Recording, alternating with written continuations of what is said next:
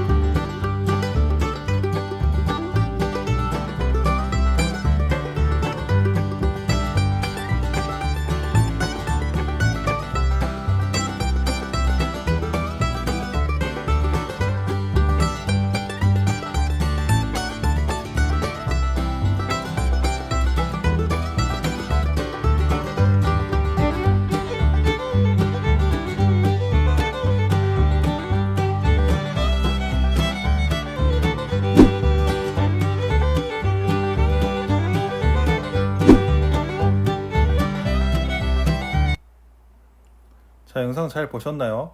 여러분들이 언젠가 개구리 알을 봤었죠? 개구리 알은 분명히 한 개의 세포였었는데 이렇게 커다란 개구리가 생기듯이 사람도 마찬가지입니다. 사람도 한 개의 세포인 수정란에서 사람이 생기게 되는 것입니다. 자, 그렇다면 한 개의 세포가 어떻게 사람이 되는지 한번 공부하도록 하겠습니다. 자, 그 전에 세포라는 개념에 대해서 알아야겠죠. 세포란 모든 생물의 구조적 기능적 단위로서 이렇게 수많은 생물들을 이루고 있는 가장 작은 단위를 세포라고 합니다. 여기에 지금 여러 가지 동물들이 있죠. 뭐 사자도 있고 술록도 있고 버팔로도 있고 곰도 있고 코끼리도 있고 기린도 있고 이렇게 수많은 생물들이 있지만 이 수많은 생물들 하나의 세포에서 시작이 되었다는 것입니다.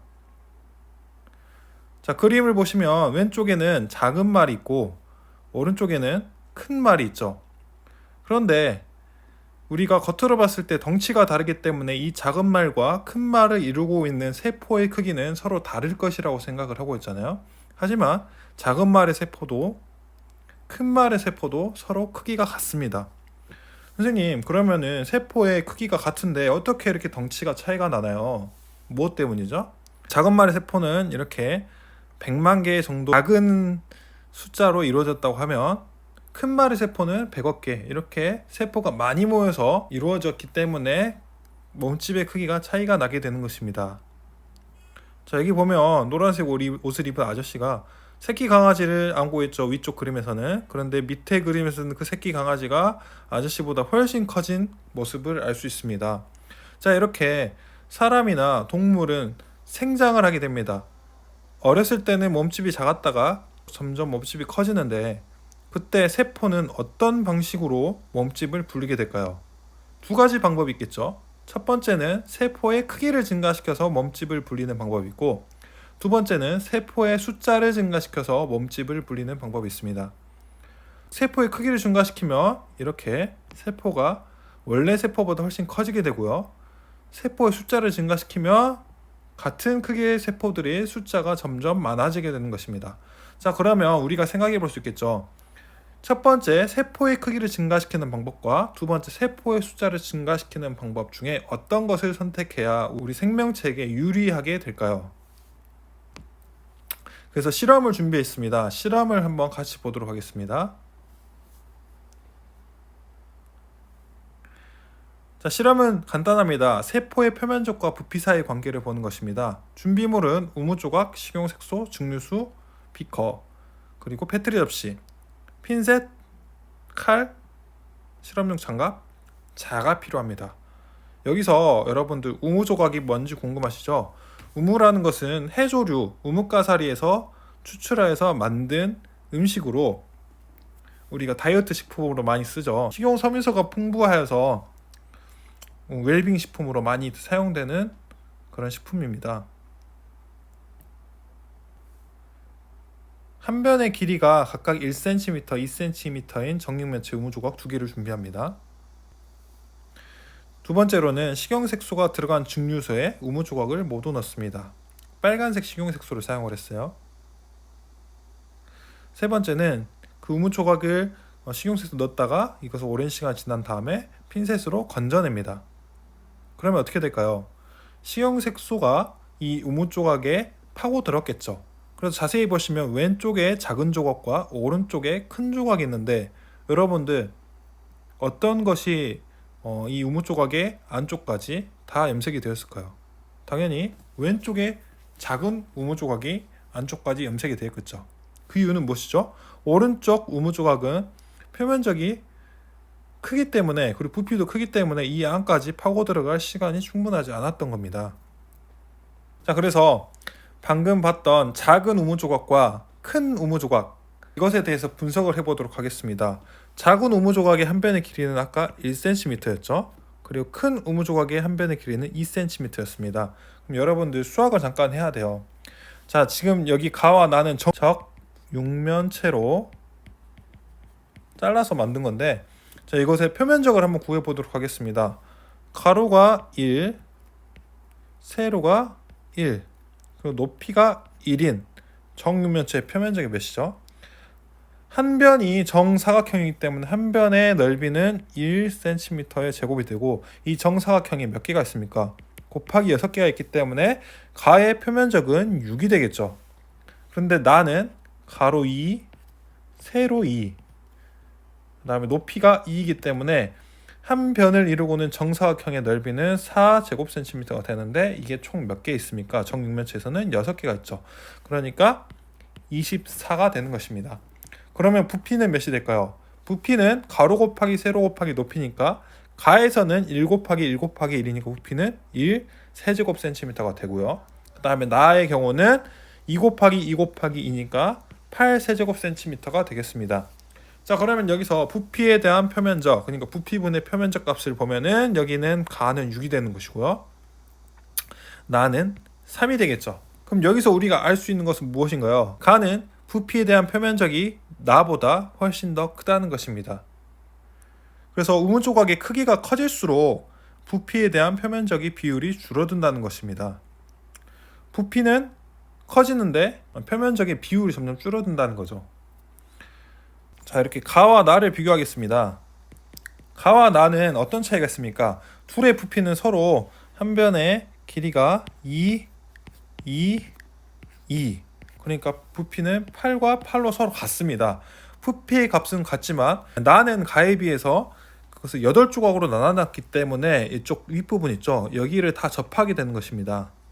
그러면은 가에 비해서 표면적이 몇 배가 됩니까? 2배가 되는 것입니다. 그러니까 부피는 서로 같지만 작은 조각이 될수록 표면적이 커지게 되는 것입니다. 세포는 물질 교환이 일어나고 있습니다. 영양분을 받기도 하고요. 그 다음에 세포에서 만들어진 노폐물을 배출하기도 합니다. 이 모든 과정은 세포의 가장 겉부분에 있는 세포막을 통해서 물질 교환이 일어나게 됩니다. 그런데 세포가 커지게 되면은 물질 교환이 어렵게 되는 것입니다. 세포가 작아지면 물질 교환이 편하게 되는 것입니다. 이게 무슨 말인지 잘 이해가 안 되시면 이 동영상을 한번 보도록 합시다. 고기가 굉장히 크죠? 이렇게 커다란 고기를 구울 때는 안까지 잘 구워지나요? 잘 구워지지 않죠. 그런데 이 고기를 어떻게 하면 됩니까?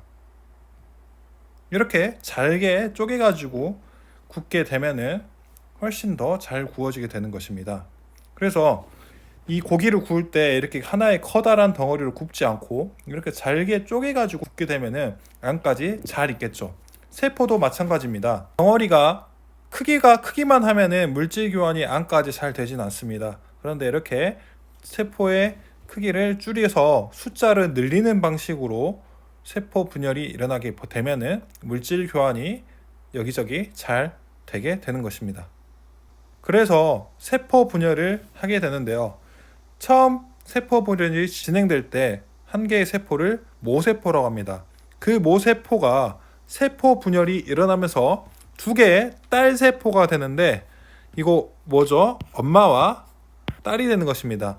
하나의 모세포가 그 크기가 반으로 되면서 이렇게 반으로 쪼개져서 딸 세포가 되는 것입니다. 이게 세포 분열이고요. 그 다음에 크기가 같아져야 하기 때문에 이렇게 반으로 된 딸 세포가 영양소를 받으면서 원래 모세포와 같은 크기를 갖게 되는 것을 우리가 세포 생장이라고 합니다. 그래서 하나의 세포가 2개가 되고 4개가 되고 8개가 되면서 우리 몸의 세포의 개수가 불어나는 생명 현상을 우리가 세포 분열이라고 하고, 이렇게 세포의 숫자가 늘어나면서 물질 교환이 용이하도록 되는 것입니다. 세포의 크기가 커지는 게 아니고요. 오늘은 세포의 분열이 일어나는 이유에 대해서 공부해 보았습니다. 충분히 다시 영상을 보시고 부족한 부분은 교과서 정리와 O2 과학의 문제 풀이를 통해서 꼭 짚고 넘어가시는 시간이 되었으면 좋겠습니다. 다음 영상은 보너스 영상입니다. 다음 시간에 만나요.